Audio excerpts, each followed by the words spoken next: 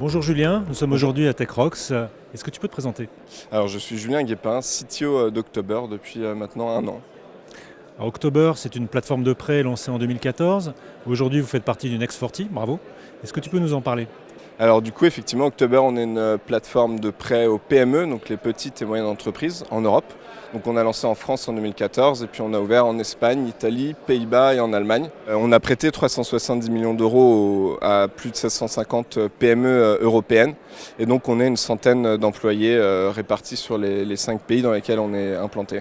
Impressionnant. Donc aujourd'hui, nous sommes à TechRox. Pour toi, qu'est-ce que ça apporte TechRox? Alors TechRox c'est avant tout une communauté de leads dans la tech, donc des gens comme moi qui ont les mêmes problèmes que moi, des problématiques techniques, de management, de gestion de projet, de recrutement, etc. C'est des meet-up auxquels je me rends mensuellement et puis ce summit annuel, une communauté sur Slack également. Super. Tu peux nous parler de l'utilisation du cloud AWS par October? On utilise principalement AWS pour le stockage et le traitement de la donnée. Pour pouvoir analyser les entreprises qui viennent demander un financement chez nous, on va aller récolter des données sur les entreprises, donc soit auprès de fournisseurs de données, soit dans des documents. Et donc on utilise AWS pour aller récolter ces informations, les extraire des documents PDF grâce à de la reconnaissance de caractère. Et on a pu également construire une base de données des 10 millions d'entreprises françaises en se basant sur l'open data. Toutes ces données sont récoltées dans un data lake qu'on a construit en utilisant Glue notamment. Et grâce à tout ça, on a pu construire un algorithme de scoring des entreprises françaises basé sur du machine learning. Excellent. Et du coup, rétrospectivement, est-ce que tu peux nous dire quels étaient les avantages du cloud AWS pour toi? Alors AWS, on est parti sur cette solution pour pouvoir itérer très rapidement, démarrer des projets hyper rapidement et nous permettre aussi de scaler avec notre communauté d'emprunteurs et de prêteurs qui grandit. Également, c'est un support qu'on reçoit de la part d'AWS, un support technique. Les équipes d'AWS ont un lien assez fort avec les startups et donc on n'est jamais resté bloqué sur un problème technique très longtemps. On a immédiatement des solutions qui sont apportées très rapidement. Tu as un exemple comme ça de correctif qui a pu être résolu rapidement?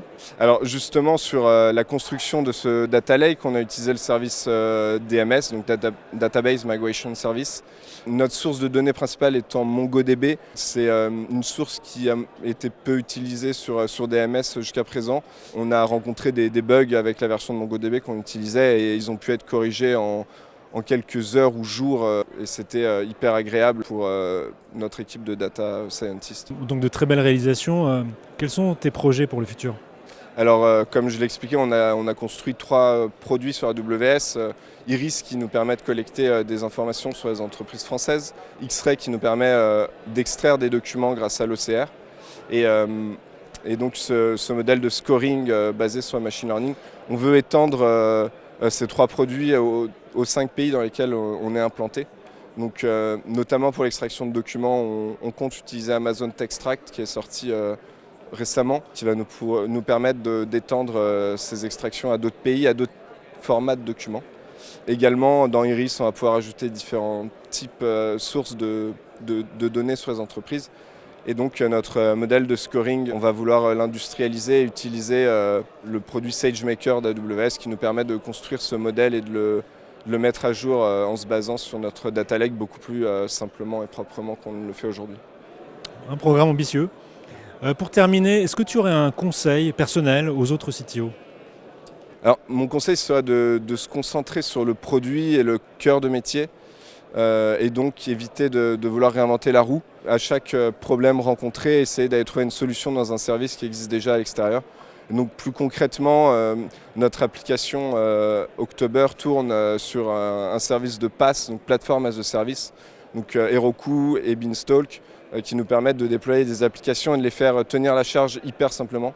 Et de la même manière, pour nos bases de données, on a des clusters MongoDB, on a des clusters Elasticsearch qui ont été créés en quelques clics et qui nous permettent de suivre la charge également au fur et à mesure de notre croissance. Donc un gain de temps et un gain d'agilité, c'est bien ça? Exactement. Merci beaucoup Julien. Merci à vous.